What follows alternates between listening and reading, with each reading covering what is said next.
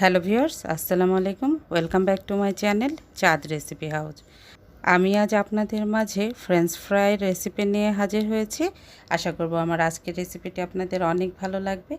যদি এইরকম মুচমুচে ফ্রেঞ্চ ফ্রাই বানাতে চান তাহলে আজকের রেসিপিটি আপনার জন্য। চলুন তাহলে দেখে নেই দোকানের মতো মুচমুচে ফ্রেঞ্চ ফ্রাই বানাতে হলে আমাদের কি কি করা লাগবে। দোকানের মতো ফ্রেঞ্চ ফ্রাই বানাতে হলে প্রথমে আমাদের খুব সুন্দর বড় বড় সাইজের আলু নিতে হবে। আমি আজ এখানে 1 কেজি পরিমাণ আলু নিয়েছি, আর আলুগুলো কিন্তু অনেক বড় সাইজের করে নিয়েছি এবং সবগুলো আলু একই সাইজের দেখে কিনে নিয়েছি। আপনারাও কিন্তু বেছে এরকম বড় বড় আলুগুলোই নেবেন। আর রেস্টুরেন্টে কিন্তু এরকম বড় বড় আলু দিয়েই ফ্রেঞ্চ ফ্রাই বানাতে হয়, তাই ওদের ফ্রেঞ্চ ফ্রাইগুলো এরকম লম্বাটে হয় এবং দেখতে এতটা সুন্দর লাগে। এই আলুগুলো নিয়ে আমি খোসা ছাড়িয়ে এভাবে কেটে নিচ্ছি। কিভাবে কেটেছি হয়তো দেখতে পেরেছেন, ঠিক এভাবেই কেটে নিতে হবে। আর এভাবে কাটলে আমাদের ফ্রেঞ্চ ফ্রাইটা খুবই সুন্দর হবে এবং খেতেও ভালো লাগবে। আর সবগুলো একই সাইজের করে কেটে নিতে হবে। আর খুব বেশি মোটা আবার খুব বেশি চিকন করা যাবে না, সব এই রকমই মিডিয়াম সাইজের করে নিতে হবে।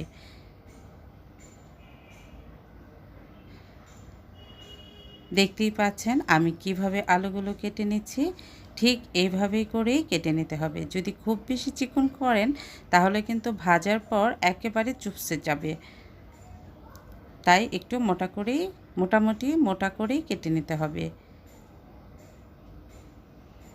সবগুলো কাটা হয়ে যাওয়ার পর আমি পানির মধ্যে ভিজিয়ে রেখেছি।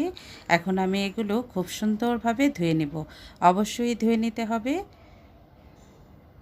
আমি কয়েকবার পানি পাল্টিয়ে এই আলুগুলো ধুয়ে নিয়েছি। তারপর আমি একটি পাত্রে পানি বসিয়ে দিয়েছি। পানিটা যখন বলক চলে আসছে তখন আমি আলুগুলো এই ফুটন্ত গরম পানির মধ্যে দিয়ে দিয়েছি। এখানে আমি আলুগুলো একটু হালকা সেদ্ধ করে নিব। খুব বেশি সেদ্ধ করা যাবে না, 3-4 মিনিট এই আলুটা সেদ্ধ করতে হবে। একটু ঢেকে দিয়েছি বলক আসার জন্য। আর আমি এখানে 1 টেবিল চামচ পরিমাণ লবণ দিয়ে দিয়েছিলাম।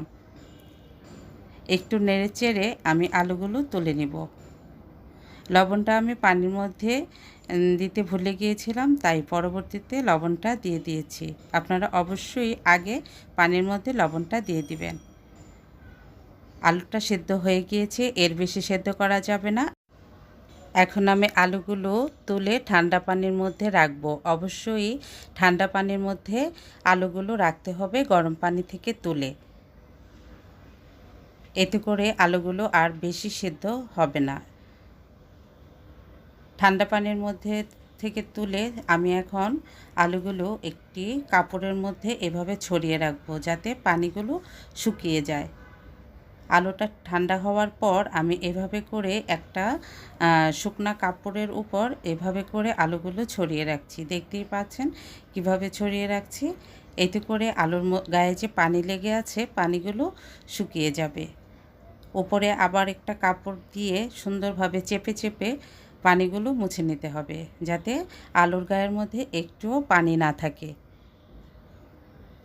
আমি এখন একটা মশলা তৈরি করে নেব। এর জন্য একটি পাত্রে 1 টেবিল চামচ লাল মরিচের গুঁড়ো, 1 চা চামচ কালো গোলমরিচের গুঁড়ো, আর 1 চা চামচ বিট লবণ, আর 1 চা চামচ চাট মশলা, এগুলো আমি একটু সুন্দর করে মিশিয়ে নিয়ে একটি সাইডে রেখে দেব। পরবর্তীতে এটা আমাদের কাজে লাগবে। এদিকে আমাদের আলুগুলো যে শুকাতে দিয়েছিলাম সেগুলো কিন্তু একেবারে শুকিয়ে গিয়েছে। এখন আমি একটি বলের মধ্যে আলুগুলো তুলে নিচ্ছি। আর এই আলুগুলোকে আমি 2 ভাগ করে নেব। একসাথে এতগুলো আলু ভাজা যাবে না, এতে করে ভেঙে যেতে পারে। তাই আমি এখান থেকে অর্ধেকটা আলু একটা বলের মধ্যে নিয়ে নিচ্ছি, আর বাকিটা একটি সাইডে রেখে দিচ্ছি। আর এখানে আমি এই আলুগুলোর মধ্যে 2 টেবিল চামচ পরিমাণ কর্নফ্লাওয়ার দিয়ে দিচ্ছি। দিয়ে খুব সুন্দরভাবে ঝেঁকে কর্নফ্লাওয়ারগুলো মিশিয়ে নিচ্ছি। দেখতেই পাচ্ছেন আমি কিভাবে মেশাচ্ছি। দেখেছেন কিভাবে কর্নফ্লাওয়ারগুলো আলুর গায়ের মধ্যে লেগে গিয়েছে, খুব সুন্দরভাবে কিন্তু লেগেছে। এখন আমি এটা তেলের মধ্যে ভেজে নেব। আমি চুলাতে তেল গরম করতে দিয়েছিলাম আগেই। এখন আমি এখান থেকে আলুগুলো তেলের মধ্যে দিয়ে দিলাম। তেলটা কিন্তু অবশ্যই ভালোভাবে গরম করে নিতে হবে। দিয়ে খুব আলতোভাবে সুন্দরভাবে নেড়েচেড়ে দিতে হবে। খুব বেশি জোরে নাড়াচাড়া করা যাবে না, তাহলে আলুগুলো ভেঙে যেতে পারে। খুব সুন্দরভাবে হালকাভাবে উল্টে পাল্টে দিচ্ছি। আর এখানে আমি আলুগুলো পুরোপুরি ভেজে নেব না। দেখতেই পাচ্ছেন আমি কিন্তু হালকা একটু ভেজে নিয়েছি। আর হালকা ভেজে রেখে আমি আবার দ্বিতীয় ব্যাচের আলুগুলো কর্নফ্লাওয়ার মেখে আবারও ভাজতে নিয়ে আসলাম। প্রথম ব্যাচের আলুগুলো তুলে রেখেছি, এখন দ্বিতীয় ব্যাচের আলুগুলো ভেজে নিচ্ছি।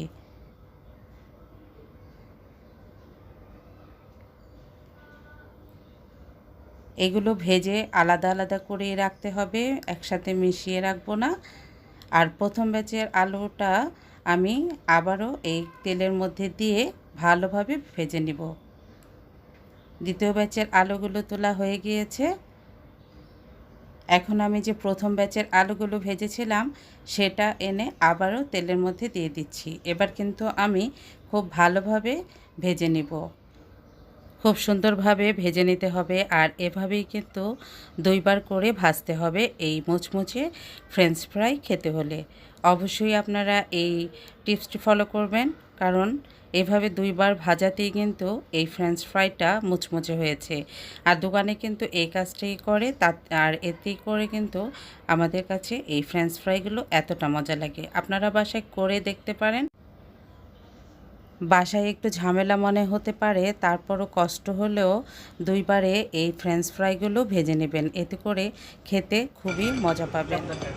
শব্দ শুনে নিশ্চয়ই বুঝতে পেরেছেন কি পরিমাণ মুচমুচে হয়েছে।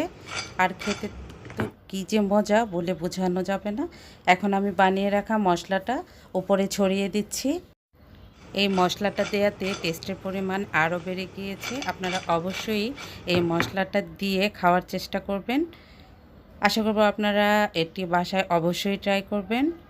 আর আর যদি ভালো লাগে আমার চ্যানেলটি সাবস্ক্রাইব করার অনুরোধ রইল। প্লিজ সাবস্ক্রাইব করে পাশে থাকা বেল বাটনে ক্লিক করে রাখবেন, এতে করে আমার পরবর্তী ভিডিওর নোটিফিকেশন পৌঁছে যাবে সবার আগে আপনার কাছে। সবাই ভালো থাকবেন, আমাদের জন্য দোয়া করবেন।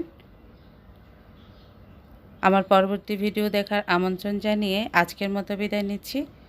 আল্লাহ হাফেজ।